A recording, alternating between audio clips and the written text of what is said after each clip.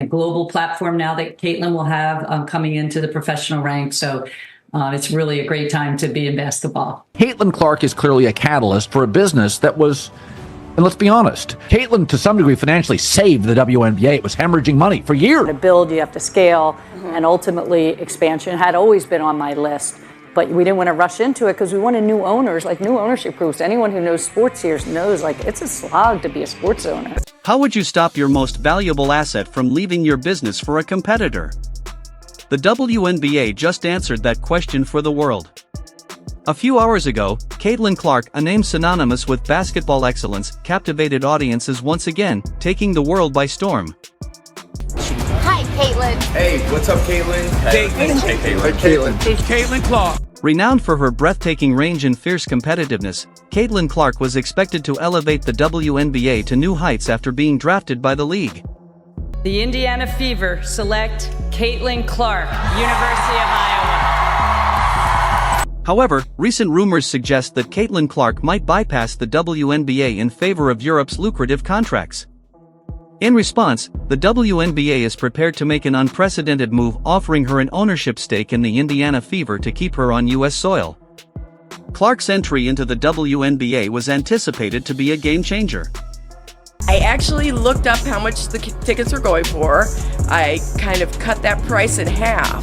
Sites like SeatGeek are charging hundreds and thousands for a seat at Carver Hawkeye. She says the attention for the sport has grown a lot in the 15 years she's been a super fan. After an explosive college career where she shattered records and attracted millions of viewers, the WNBA viewed Caitlin Clark as their golden ticket. Her ability to draw crowds, boost TV ratings, and elevate attendance to unprecedented levels made her the most anticipated rookie in recent WNBA history. The Indiana Fever, who had long struggled with attendance and performance, saw their numbers soar after drafting Clark. And the Fever are going to be over 200,000 higher than the next highest total attendance in league history. Clarkonomics, my friend! Many believed that Caitlin Clark could single-handedly turn the franchise around, and she proved them right. Her ability to attract fans wasn't just speculation. During her college years, Clark's games were among the most watched in women's basketball history. In her rookie season, the Indiana Fever's attendance skyrocketed nearly fourfold. Her games quickly became must-watch events, contributing to one of the WNBA's best seasons in terms of TV ratings. Getting more and more people, and it's getting bigger, it's getting louder, and it's a very fun environment to be in. For the WNBA, Caitlin Clark wasn't just a player, she was a beacon for the future. Caitlin Clark is clearly a catalyst for a business that was, and let's be honest, Caitlin to some degree financially saved the WNBA. It was hemorrhaging money for years. However, as thrilling as her WNBA debut was, The records keep coming! Caitlin Clark was also being courted by European teams with lucrative offers. Europe, long known for attracting top WNBA talent with higher salaries and competitive play, presented a serious temptation. Players like Breanna Stewart and Diana Taurasi have openly discussed how playing in Europe provided them with financial stability. Like there's that 4-year period where you need to grow as a person, but then the NIL comes into play. Oh, we keep walking right back into that. The WNBA couldn't match the opportunities that Clark was considering, leading her to seriously contemplate taking her talents across the Atlantic. The financial disparity is glaring, as top European teams can offer contracts that far exceed anything the WNBA currently provides, giving players greater earning potential. 500,000, $1 million off your NIL? Are you staying? For Caitlin Clark, Europe presents not only an opportunity to secure her financial future but also the chance to compete on a global stage while being well compensated. With several top European teams reportedly offering millions, Clark faced a difficult decision: stay home in the WNBA for a more modest salary or head to Europe to maximize her earnings. Confronted with the real possibility of losing Clark to Europe, the WNBA made a move unlike anything seen before in women's sports. They offered her an ownership stake in the Indiana Fever. This bold step acknowledges Clark's significance to the league's future. Ownership stakes are typically reserved for veteran athletes nearing the end of their careers or those with substantial business ventures, like Michael Jordan's ownership of the Charlotte Hornets. Offering a player an ownership stake, especially at such a young age, is unprecedented but underscores how much the WNBA values Clark and recognizes her potential to shape the future of women's basketball. The Fever's ownership group, in conjunction with the league, views Caitlin Clark not just as a player but as a long-term investment. If she decides to stay, she won't just be playing for the Fever, she'll also be involved in the team's business decisions, long-term strategy, and growth. Over the past 5 years, the value of sports franchises has skyrocketed, driven by increasing media rights deals, global fan engagement, sponsorship growth, and the rising popularity of sports as a whole.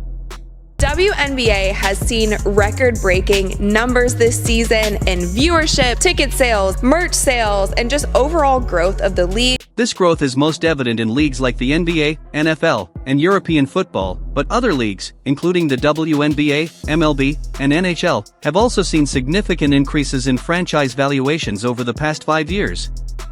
NFL team valuations have grown by over 40%, MLB has seen a rise of more than 42%, and the NHL has increased by over 50%. The WNBA is quickly becoming the league with the most potential for similar growth following this season's attention.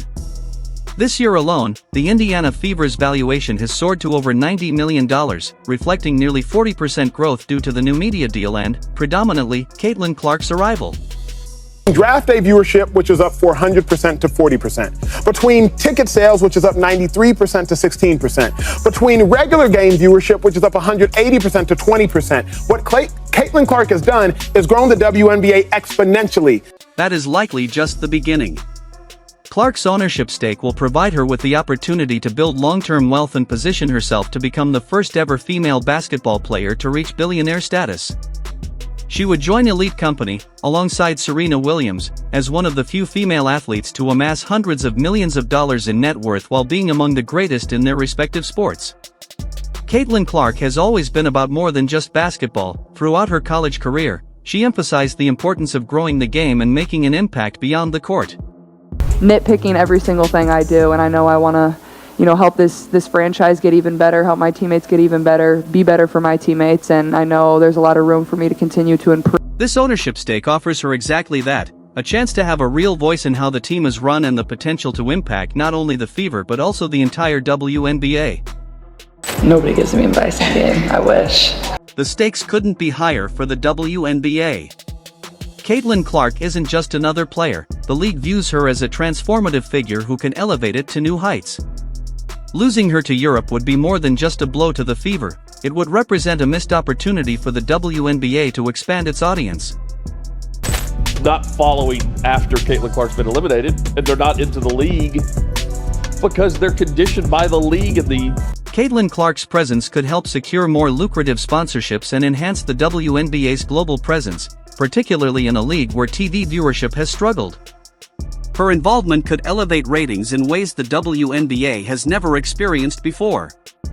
With viewership numbers already spiking due to key players, adding Clark to the mix long-term would solidify the league's growth. Caitlin Clark's final WNBA playoff game, 2.5 million viewers. Appreciate you.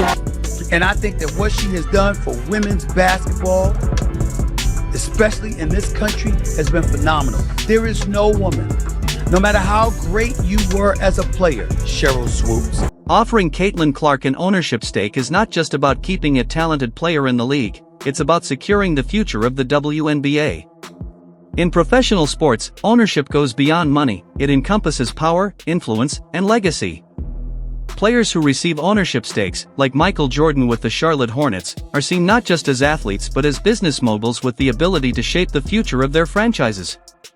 For Aya Wilson, who has dedicated herself to building her personal and professional brand within the league, the idea of a rookie like Clark being offered such a significant status symbol could undermine the years of hard work and dedication that veterans like her have invested.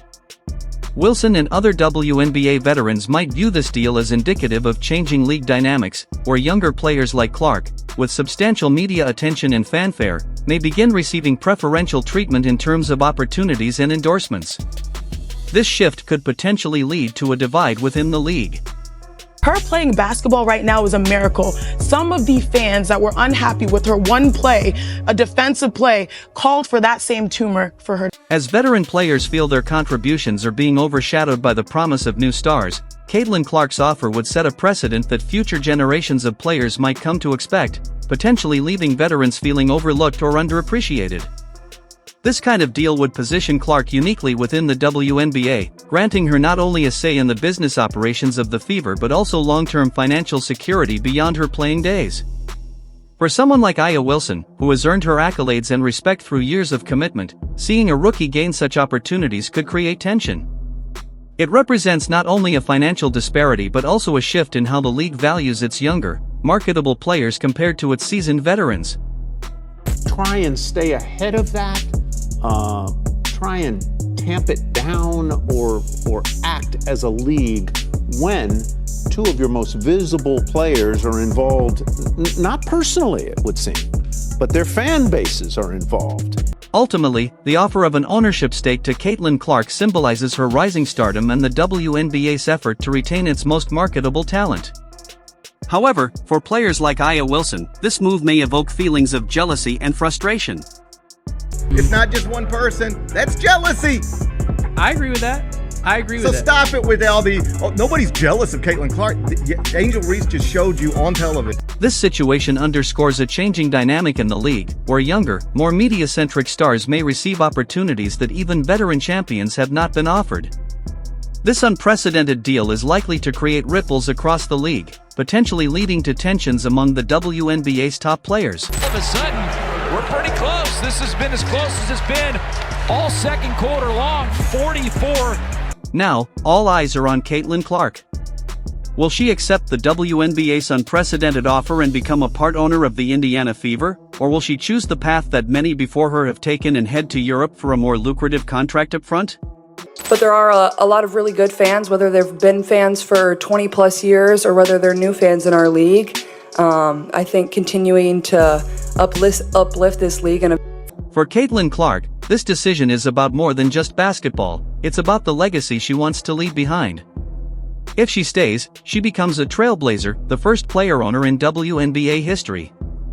However, if she chooses to leave, it raises significant questions about the league's ability to retain its stars. Either way, Caitlin Clark holds the future of the WNBA in her hands. What do you think? Will Caitlin Clark accept the ownership stake and stay in the WNBA, or will she take her talents to Europe? Let us know your thoughts in the comments below, and don't forget to like, subscribe, and hit the bell for more updates.